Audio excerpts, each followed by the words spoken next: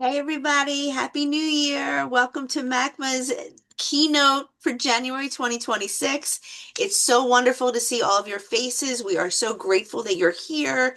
Today's keynote is going to be a great conversation between Matt York, Bill Levine, and Rick Ellis. It's going to be phenomenal with great insight. I want to welcome you all. Thank you for being here. Thank you for taking the time.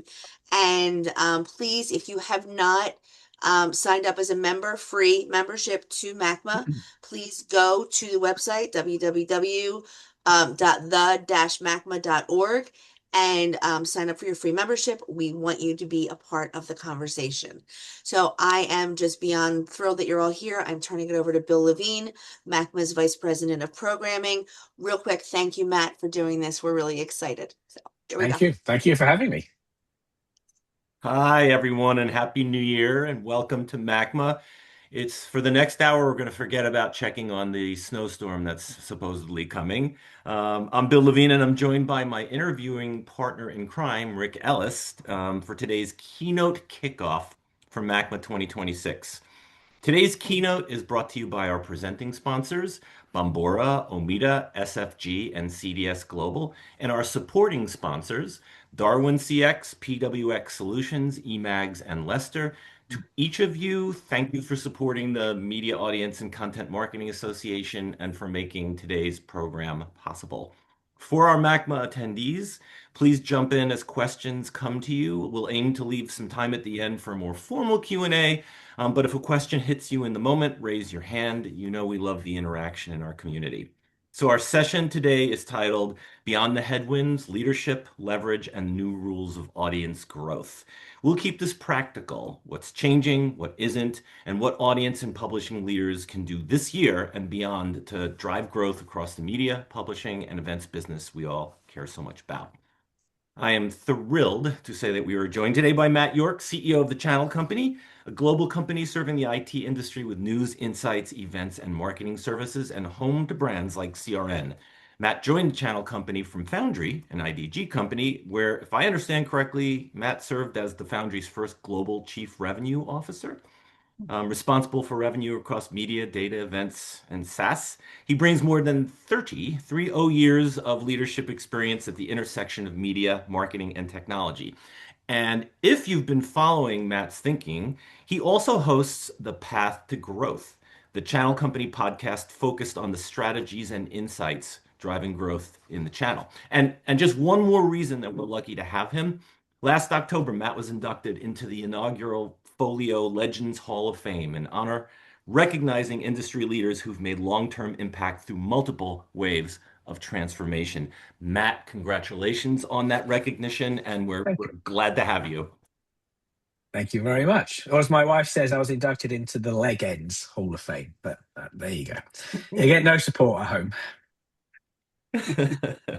So I think, we're going to sort of look at a couple of different themes during this conversation. I think the first one is from print to digital to AI and what sort of actually changes in the operating model for audience growth.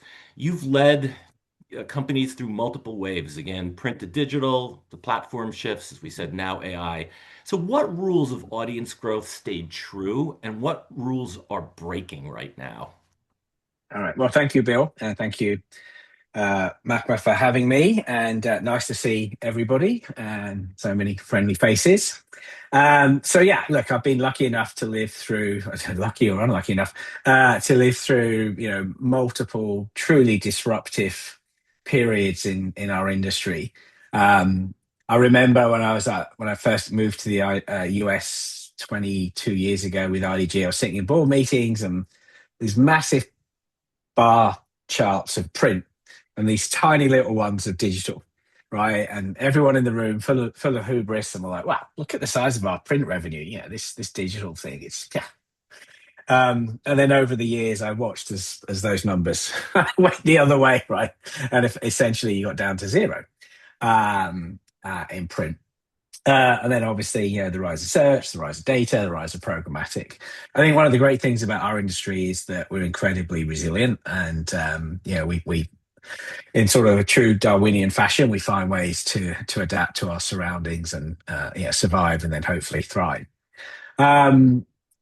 but I think audience and the value of audience growth, that's been pretty much a constant, right? Moving from the old days of 20 page qual cards and getting them back in the post, and then starting to send out to gated, ungated sites, registration, non-registration. It's the reality is it's in B2B, right? It's always been about understanding your audience, and delivering value, right? That's what's key. Of course, what's changed is the methods that we do it. I mentioned qual cards and other things, and now AI is yet again rewriting those rules, right? But I think it's going to enable us to create more personalized and efficient interactions. I think the key, is we've got to, as an industry, we have to stay adaptable and leverage these technologies to enhance, not replace, but enhance the core value of our audience engagement, and how we think of audiences, right? So in the print days, it was static. It was, I don't know, twice a year, maybe once a year. In digital, we moved to essentially, truly dynamic. But in our nurture streams, from the audience and the marketing teams, the nurture streams were incredibly kind of static, right? It was like, oh, we've developed a journey, a customer journey, and you're either a yes or a no, right? And then you might meet back again. And that was just because we were limited in our ability to adapt in real time what we were seeing. What AI allows us to do is to do that, right? To truly adapt in real time.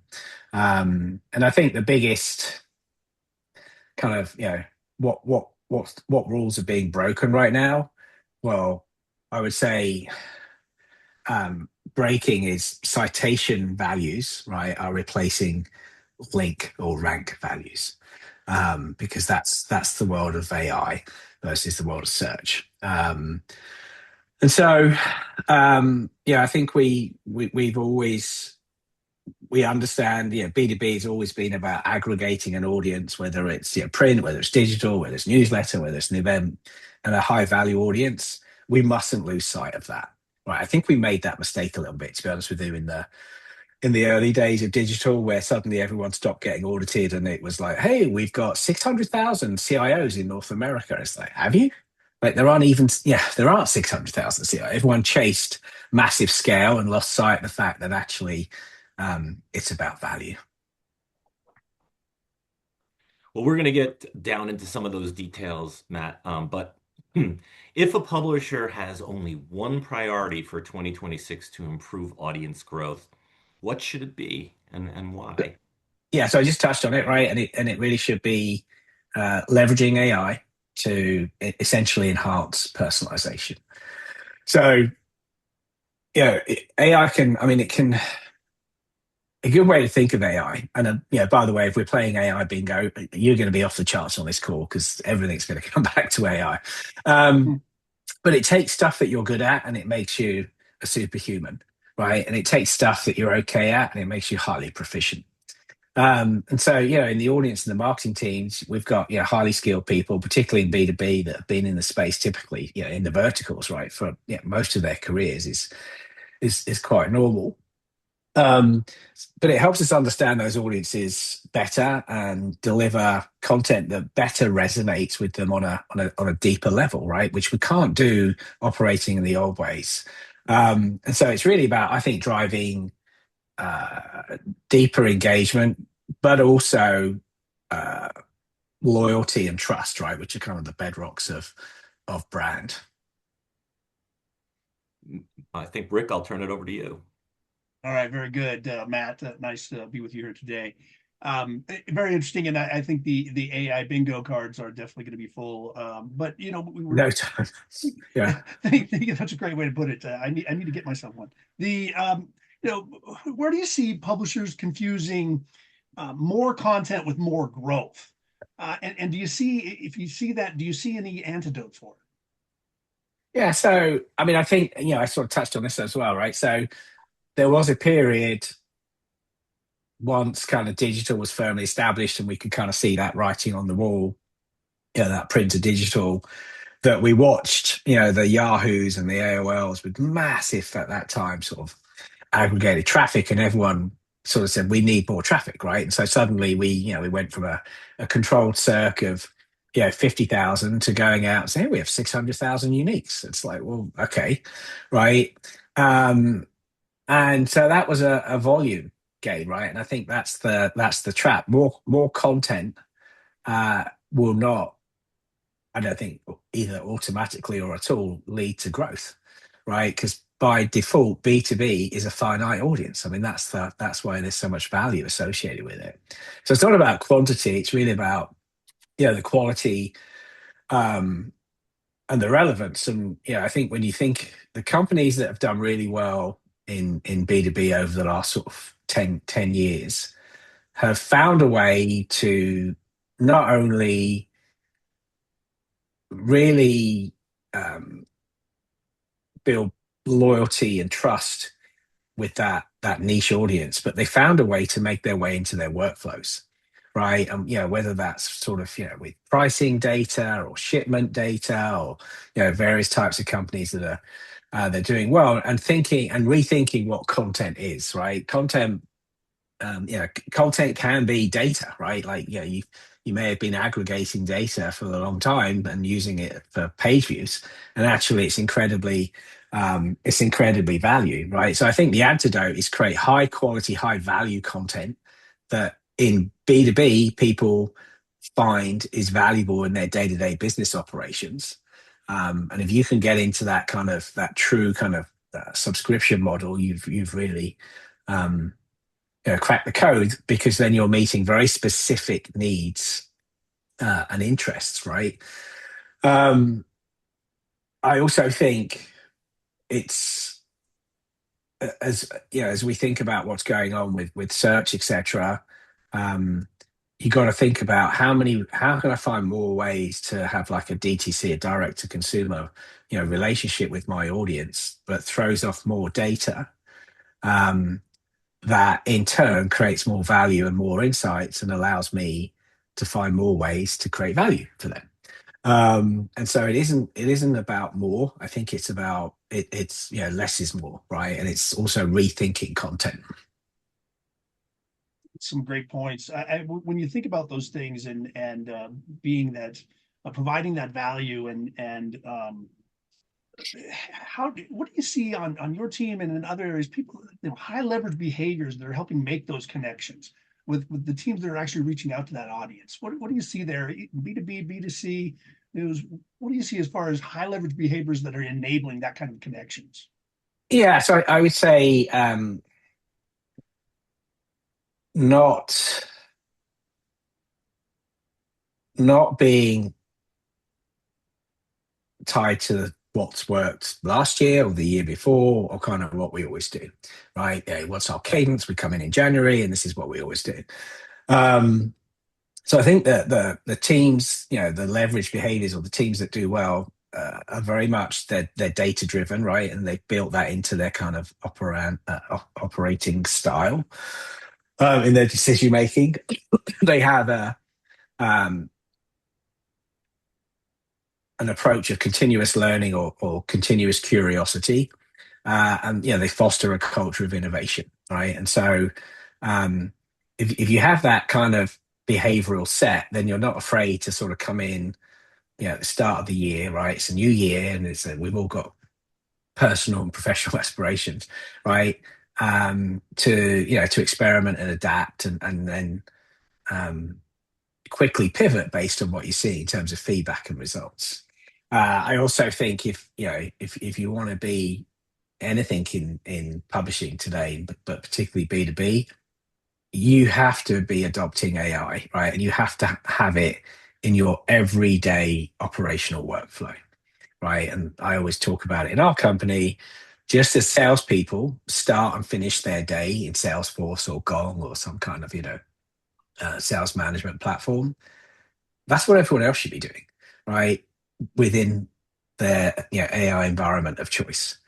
Not thinking it's something that just a couple of people do, or I don't really have time for it, or, well, I'm waiting for IT to build something, right? Because then you will 1000% get left behind.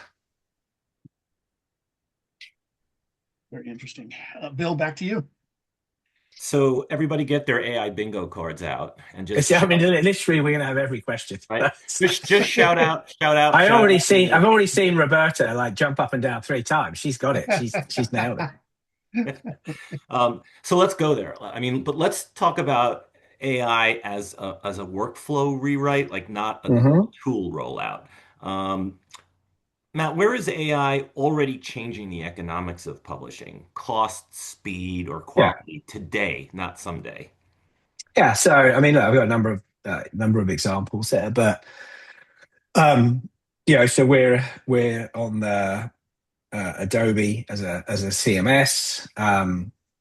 We are a guinea pig for them last year, and they took our corporate website and rebuilt it in a new environment in I think it was like inside of 3 days using AI. It used to take us like 90 days to launch as we enter a new market. So we have a growth strategy. We're moving into new markets. Um, in 2 weeks, I think, or this next week, we launch in India. Yeah, it used to be like 75, 90 days, right, to stand up a fully fledged B2B enterprise website. We're down to about 45 days right now using AI. And so, like it's making significant impact just on those kind of economies for us, but by reducing costs, it speeds up our entry level to a market, it speeds up content creation. So as we launch into new markets, for the longest time in Germany, we had one editor, but you would think we had an army of 10 because essentially the network, we take that content in English, we run it through an AI agent that would translate it into German. It would get sent over, and then it would just have a set of eyes go over it to make sure it read as content and not machine. And so he was posting 10, 12 stories a day, right? Two of which would have been original from him, and the rest was coming across the network. And it's incredibly good today at like automating highly repetitive uh, tasks, right? So we're using it inside of our marketing. Um, we're using it for audience, but then we're using it in our marketing services and how we directly relate to customers. Um, an example, right? So we created an agent for our CSM. So instead of just manually putting together a spreadsheet and sort of saying to a client, here you go, how did we do? Right? AI pulls it all together and benchmarks it against really good. And then that gives them the time, right, to actually create some insights, right? And actually tell the customer how we did and what we could do next. We have a consulting arm that does a lot of work with all these customers that are driving all this and AWS and Microsoft and how do they go talk about Copilot or Claude and what's their sales enablement strategy and how they're going to give the channel the right materials. And it would normally take 30 days for them to ingest that customer's content and run an audit and make recommendations. One of the consultants rather, built an agent, and that's down to 3 hours. Right, so we've taken a month's worth of work down to less than half a day, and so of course it means the value they're adding is exponential. And then back on just the content side, um, you always get people say, well, you don't have enough time to do podcasts, you don't have enough time to do video, right? It's like I wrote a story, what else do you want me to do? Well, we're using agents that take the story, will immediately create a video off the back of that story, will immediately create an audio file. We were also looking at a platform that essentially creates an entire podcast. Just it's incredible. You can have 5 minute, 10 minute, 20 minute, whatever you want. So um, you can do so many different things at such enormous speed and scale that in the past uh, was prohibitive. And of course, all the time that you're doing that, you're putting more time back in to do high value work, right? Where you really get to think about it. So thanks. And all of that's in there today, by the way. None of that's in that. That's today. Like Yeah. that's been happening. That's in our workflows. Well, let's dig a little bit more into that. So if AI is a workflow rewrite, um, for our listeners, what workflows should publishers tackle first? Content ops, audience marketing, sales enablement, or analytics, or all of them, and why? Yeah, so look, I mean, all of them all at once, right? Like, and I'm deadly serious. This is not a, oh well, that's their thing. They're working on that. Yeah, that's not our bit. Everybody should be adopting AI. So we just we just rolled out our AI initiative this year. So we've gone from small groups in the company, predominantly leadership, right? It went from the SLT having Copilot and essentially our IT department spending their entire time making sure that you couldn't ask it, what is the CEO's compensation? Right. And it would go away and bring it up, right? First off, I'll tell you it's not enough. So I mean, I can tell you that right off the bat. But making sure that it understood admin rights, right, and where people have access and to what. Because essentially, if you're in your own environment, it has access to everything. And then of course we had to create an AI policy. We had to create a handbook. People, have to read the policy and sign the handbook. And and now we're creating education around that. And our initiative our mantra is going to be and is AI powered, human led, right? And so we want people to realize we're not looking to replace you, right? It's actually about preparing you for the now, but also the future of work. And you can say this is all hype and what have you. But I will tell you, it's worth remembering that post World War II, so that sort of 1950 era, 60% of the jobs that exist today, so 6 out of 10 did not exist then, right? So work changes, right? And the nature of work changes. And I always say to people in our company, and we're just shy of about 450 people. So we're sort of small, right? I say, listen, AI isn't going to take your job. Somebody who's more proficient at AI than you will take your job, right? And I am going to give you access to the tool. So we've gone from, last year we went from, as I say, pretty much just the leadership team and IT. And as the year rolled on, we ended up with like just about a third of the company had access. And this year we've turned it on to the whole company.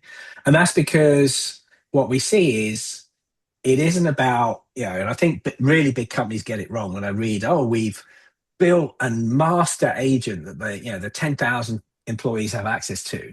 I'm like, what is that? Like, I don't understand what that even means. Like, it's not about that, right? It's just like when we went from print to digital and we used to say all the time, have you been online today? Well, I haven't had time. So you haven't seen what CNET is doing or what Tech Target is doing, in my world, right? Who are pure play digital. So you don't understand what new ad units look like. Like if you heard about this video, so if you're not in it, how are you ever going to understand it, right? If you're not exposing yourself to it. So I genuinely think it is everywhere at once as it relates to, this conversation. I think content operations, audience marketing, they offer, really high, really immediate benefits of efficiency and effectiveness. A good example, right, is back to what I was saying. We used to build a nurture stream, and it was yes or no, right? And then we got really sophisticated, and we had 2 personas, because that's all we could possibly come up with.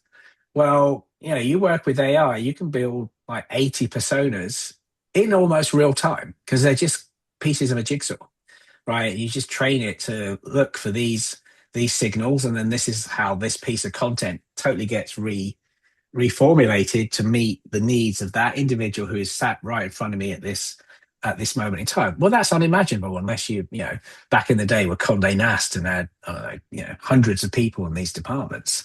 Well, that's certainly not where any of us are today, and that's never really been the world of B2B. So I would just say from an analytics point of view, from a content creation, from how you think about marketing, audience segmentation, nurture streams, how you even think about, for people on this call, how you're preparing board slides for the board or the CEO, right?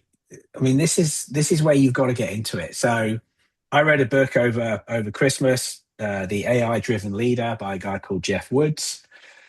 And it totally changed. Yeah, and I'm an early adopter, and it blew my mind, and it sort of totally changed how I thought about it. And he talks about a framework called CRIT, CRIT, right, which is context, role, interview, task. And so what you'll learn is you don't need to go build super agents, right? If you have Copilot or Claude or ChatGPT, Gemini, whatever, but you tell it what it is you're trying to achieve, you give it a role, right? Then you might say, ask me a number of questions so that it's taking itself down the prompt to make it better. And then you give it the output that you want, task. So I've been using it now. I uploaded. I didn't need to upload because it's in our SharePoint, but we got our budget ice last Friday, like formal approval done. Thank God, we move on. Right. Well, that is, I mean, it is an enormous file, like because it had the monthly trial balance. I mean, it's a massive, massive, massive file. Um, and I just started running queries. What would a PE owner look for? What are going to be their areas of concern? What should I, as the CEO, think about? Acting as my CFO, where are the risks? What are the mitigation strategies that we can run against those risks? And I've got pages of answers back based on all of our data, because it has access to all of our data, right? And obviously what it's learned over time about, what you can do to run a company and all these other things. And I mean, when you see these files, I'm not a financial person, so I know all our numbers. I'm not going to look at March's cash trial balance, right? Like I'm skipping through that, right? This thing ingests everything. And so, you can prepare for meetings in a totally different way. So if I'm sitting on this call, the next time the CEO or the board is asking me for a presentation, I'm going to use whatever tool you're using and say, if act as a board member, what should be the things I should think about? What are the questions they're going to ask? Where are their areas of concern? And how can I anticipate those questions and answer them? And by the way, that will save you 2 weeks because the answers come back in seconds. So I've got a question from Natalie. She asks, "Are you a deep fake?" No, actually, she didn't. But I know we talked about, this being a workflow we write, not a tool rollout. But Natalie does ask what tools you recommend. So we're a Microsoft shop, right? So we're essentially inside of Copilot. And then we're building agents in Copilot, right? That's the other thing. They have an agent studio. You do not need to be technical. So we've got, I think it's about 17 agents deployed across the company today that have all been built by non-technical people who are at the bottleneck of a workflow and going, this is crazy, right? Like I'm doing the same thing over. It takes forever. And going away, watching some videos, playing, building, refining, adapting, teaching, and then going, everything just goes over there now, right? And now I've got all those hours back to do stuff I really want to do to make an impact on this business. So, there are very sophisticated kind of approaches out there where you can use, I think, Claude for reasoning. Grok is really good at inference, and you can build kind of models around it. What I've done on a personal level is a pro user on ChatGPT. I'm a pro user on Gemini. I'm a freemium user on Perplexity and Claude. So I'm playing with all of them, right? And just trying to understand and see what they all do and how they all behave slightly differently and and the power of it. And I will also say that Notebook LM does a really good job of taking webinar transcripts and turning them into summary articles. So there's just so many different tools to experiment with. Now that it's football playoff season, I will ask one more in this category. Patriots. Right. Oh, sorry. No, that wasn't the question. Broncos. Broncos. What's your AI offense defense framework for media leaders? Offense being growth and defense being protect and trust your brand and margins.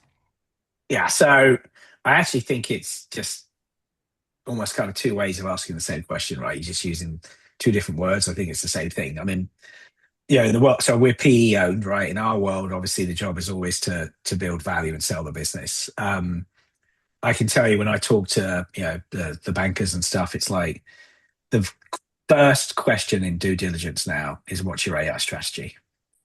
And if you haven't got one, forget it. They're not even going to sit down for a presentation. Just don't bother. We're not interested. Right. And then the second question is tell me why AI isn't going to destroy your business. So it's kind of offense, defense straight off the off the bat, right? I would say um, leverage AI to drive growth, right? So, I've talked about us entering markets quicker and faster than we ever and more efficiently than we ever could. And that's off the back of AI, right? And, last year wasn't a rocket ship year in B2B tech. It's still kind of coming out of the slumps a bit. Um, you know, we launched, I think, 4 events last year and we entered 2 new markets because we're just leveraging AI to go do those things, right? So, and I talked about the nurture stream. So, leverage those tools to actually push yourselves harder than you think. You've got to adopt, you've got to test, you've got to learn, and set yourself a goal of becoming an AI native company, right? Don't be that company that says, we just spent $1 million and we built this massive agent for the whole company. That is not how this works, right? And I would urge you not to do those things, right? We had someone come and pitch us, and it was, I don't know, $500,000 for a sandbox, right? And I learned enough working with Roberta what a sandbox is to go, for a sandbox? Are you nuts? Right? And then it would never come out. It was always going to be 500K. And so we just went down a different path of like, well, why can't we do some of this stuff ourselves? Like, let's not try and boil the ocean. Let's just keep attacking areas of our workflows that we know are bottlenecks. So we took small incremental steps to take giant leaps, right? So you've gone from, less than 15 people with access to AI to nearly 450 having access. You've gone from no agents and me sort of having my fingers crossed in board meetings saying 100% we're all in, right? To, I think we got, as I said, I think it's 17 agents across the business, but we've now got 450 people that have been given a very clear set of guidelines. You need to be working in these environments every single day because you're not going to make a mistake, but you're going to learn something. And I think that's the same for defense, right? So, on the defense side, it's like, well, we want to be an AI native company, right? And a good way to look at that is if you're building if you have a crop duster, putting a jet engine on it only makes it a faster crop duster, right? We need to build a supersonic plane that can dust crops. That's what being an AI native company is. So, we're in the early stages, but the next stage is rethinking organizational design, right? And thinking about how we break workflows down from silos into just kind of streams moving across a subway station map or something like that, right? Where you just got data points moving around and like bees in a hive and answering questions for people. So I think offense and defense is the same thing. I'm just going to keep saying if you have the view that tech's different, there's a lot of hype, and our audience isn't really doing it, you are wrong, right? And there was a study out, I think, this week. 60% of enterprises have adopted Chat GPT. That is massively undercounted, just like in the days. You weren't allowed to get an iPhone, so everyone started bringing their own phone in, or Dropbox, or Slack, or Box. You get clusters of adoption. Then you get people doing stuff, and then eventually the enterprise goes, "Oh my god, we actually we actually need an enterprise license so we can control all of this and make sure we're not putting the business or data at risk or something like that." So I guess, everybody needs to make the choice between the red pill and the blue pill. They could go into the matrix. Well, this is an audio. This is an older audience for sure. Rick, I'll turn it to you. Sure. Yeah, I want to go back to the audience a little bit, although it's all audience as we know. But how should publishers think? This is one that's close to my heart too. How should publishers be thinking about personalization in 2026? You got segmentation, you got one-to-one marketing, intent-based. journeys. You mentioned, 80 different personas and things along those lines. How would you recommend that, the publisher should be thinking about this? And how do you not, and this is super close to my heart, how do you not overcomplicate things in that regard? Yeah. So, I mean, first off, I would say we you know, one to one, it's one to cohort, right? Because in B2B, with small audiences as it is, and if you allow an advertiser to go down to one, I mean, you literally, the most efficient thing is to just put a sandwich board outside that target's office, right? Because I remember when I was at Source Media, now Horizon, and we were doing programmatic, and we were getting pretty excited when we saw that Amex was bidding, $1,200, right, on some impressions. Yeah, well, we serve five. So it's like, yeah, the rack rate is pretty good, but like we serve five. And they were all bots. Um, yeah. Yeah. So don't get too granular, right? I do think it's more sort of cohort. I think the first thing we're trying to do is go from unknown to known, right? So anonymous traffic is not good for us in B2B because we can't serve the volume of ads, right? We just don't have that kind of traffic, right? So we all have high CPMs, etc. So how do I take you from an unknown to a known? And I think that's where personalization plays a role, and that's where multiple personas play a role, right? So I always talk about we have some proprietary data, and we work with customers, and we say, look, you can't say all channel players or MSPs, managed service providers, are the same, right? We have data that tells us that who's ideal for mid-market retail in Spain versus large cap financial services in Germany. Yeah, they're both MSPs, right? But they have very different skill sets, right? And kind of customer cohorts. And therefore their information needs are slightly different, right? And so that's how you start to get into 80, right? Because you're going to tell an AWS cloud migration story, but that cohort of large cap financial services is very different to mid-market or small retail in Spain, right? And so that's where the ability comes in to think about personalization. So don't go too granular. I don't think it's anything more complicated than trying to create what that we've always done, right? The right content at the right time that's meaningful to an audience. And then I just think AI can allow us to build those nurture streams so we can create, once they get you from unknown to known, I can create more engaging opportunities that creates a sort of a data flywheel, right? That in turn informs content strategy and maybe even product strategy, right? Like you might find that we should launch a small event in the New York area around this topic because we've got 5,000 passionate readers that anytime we publish about AI, and they're all in New York, right? Or we should create a paid newsletter or something like that. And so, I think that's where you can use the technology and the operational approach to reimagine, right, content from being what's on the editorial calendar to how can I engage you, take you on that journey, and use that data flywheel to find yet more ways to engage you to generate more data. Yeah, very interesting. I love some of that, and the deep diving into data and allowing AI to help you with that, find those nuggets or those segments of people. What about search for the audience? One of the questions we had was, how close are we right now to really good search, AI search that actually helps people on the websites? I did see it on CRN.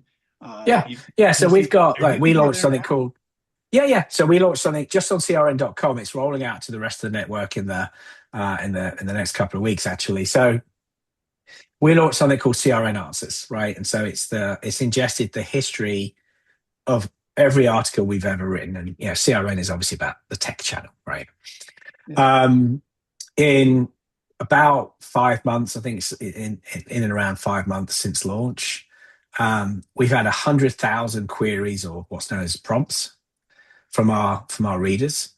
And it's improved our search engagement on the site by 3x, right? So people are actually using search on the site. Now, I used it in front of a customer the other day. I was in front of the global channel chief for Dell.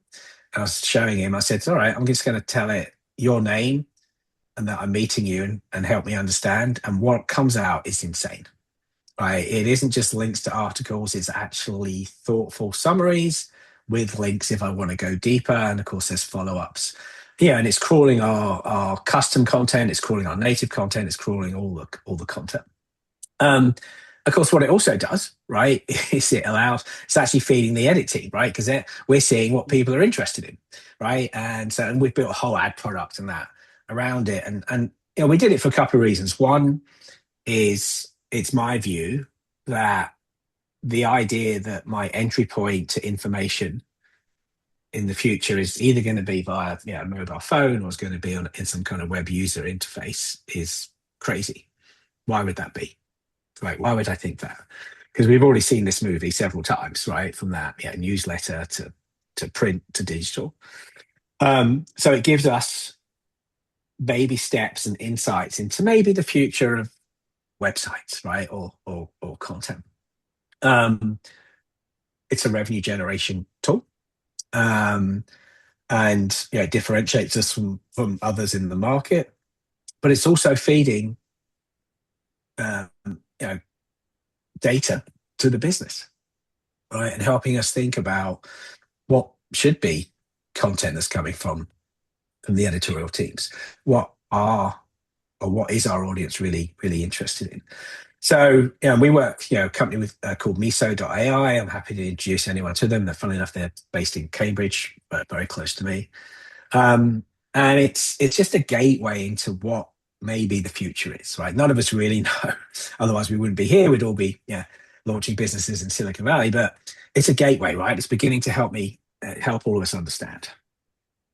So the content team is looking at these searches as well, and probably having some AI help digesting that to also help kind of inform what they should be writing about as well. I'm sure. And we're using it. So we use it for prep on customer meetings if you're meeting someone, right? And then we have other reports, and we've got nearly 50 years of research, right, in our business. AJ's on the call built another agent that then essentially creates a crop report, market opportunity report for that customer and benchmarks them. And so you put those things together, and gone are the days where I might say to a sales rep, hey, can you send me some notes? And I usually get the usual bollocks that married with 2 cats and a dog, and it's great. I actually understand what's going on in their business, where their challenges are, where they benchmark against competitors, and what our edit teams, which are obviously the experts, have written about them in the market, and it's all contextualized. Yeah. Bill? Well, actually, at 12:51, I'd like to ask if anybody has any questions for Matt. I'll keep asking him all day long. There's lots to talk about here, but what's on your minds?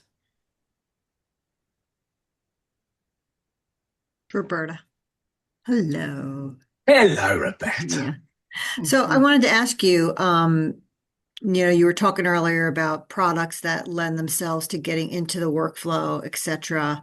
And just in general, like what are your most popular products? Are they audience related products? Like what's your hot product, Matt? I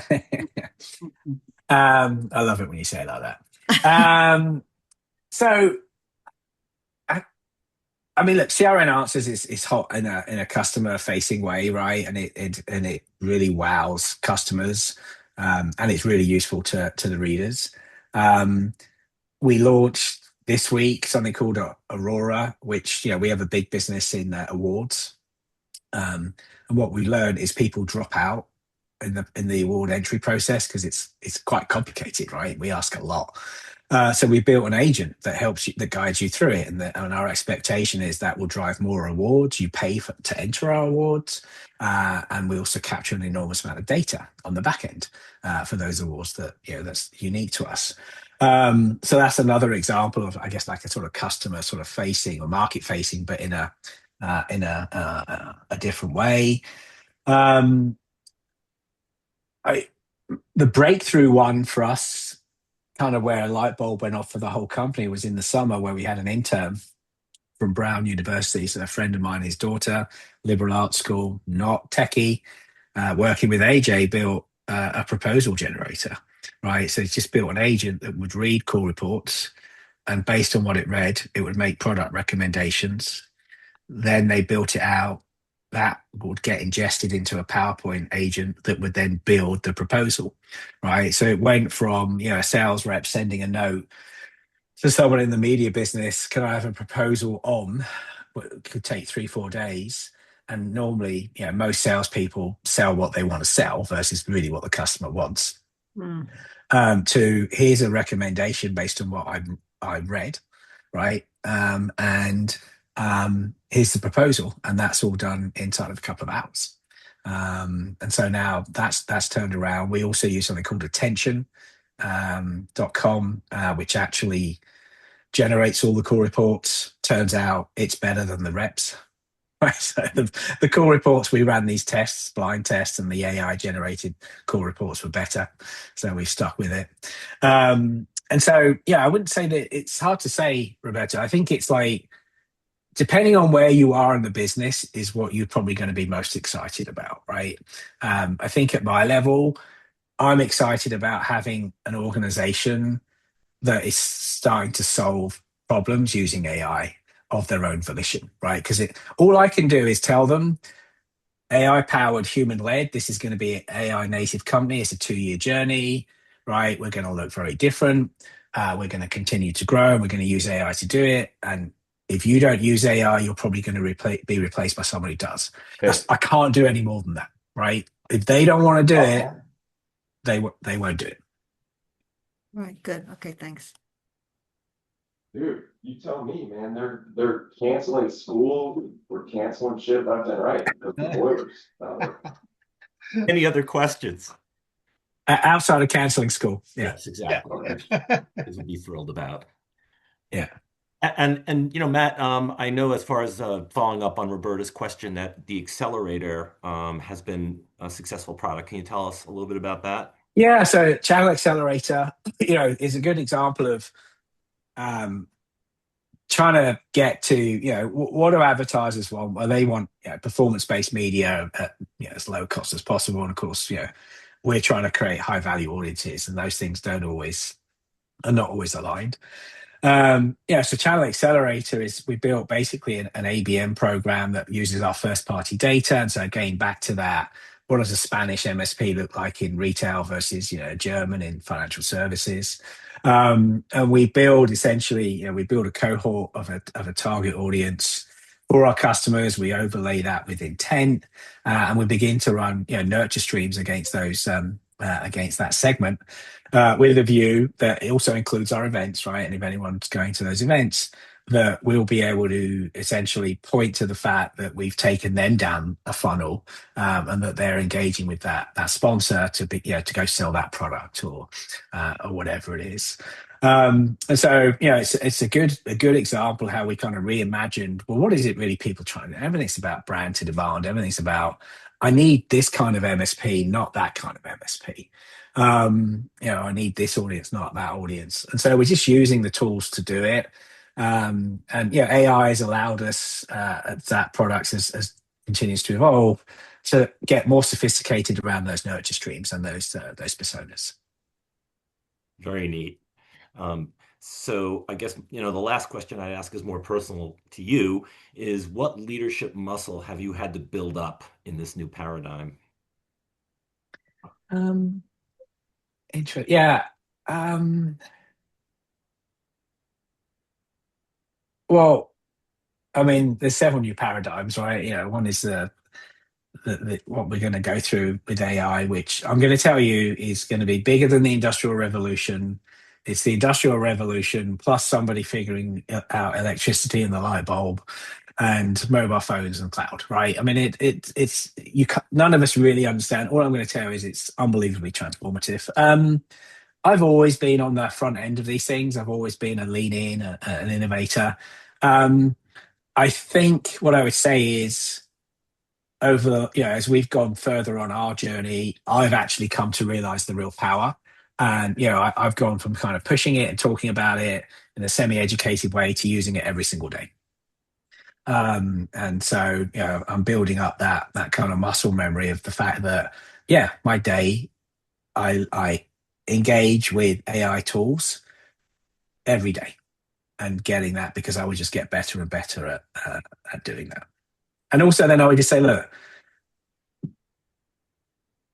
we can assume it doesn't include our vertical. We can, my audience isn't asking me, well, they don't need to. They don't owe you any favors, right? Like the reality is it's all around us.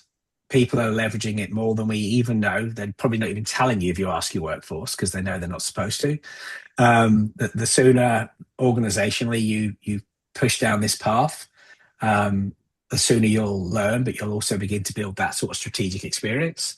And if we did this a year from now, I guarantee what we just talked about would be fundamentally different.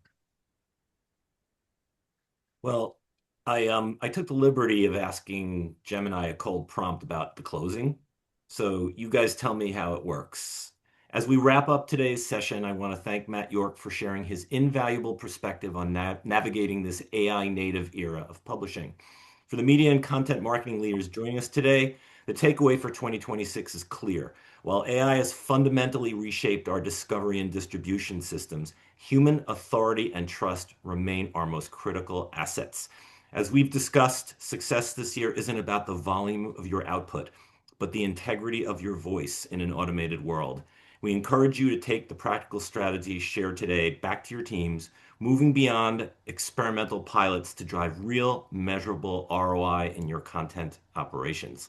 Thank you for being part of this conversation with MACMA. Let's continue to build the future of media together, using these tools not just to keep pace, but to lead. Great. And I'll just say thank you again for your time. And lastly, use AI to go from a relatable moment to a remarkable moment. You will be truly stunned. Thank you, Matt. Thank you, MACMA. Thank you. Guys, Thank you for hosting. Thank you, Matt. thanks everybody.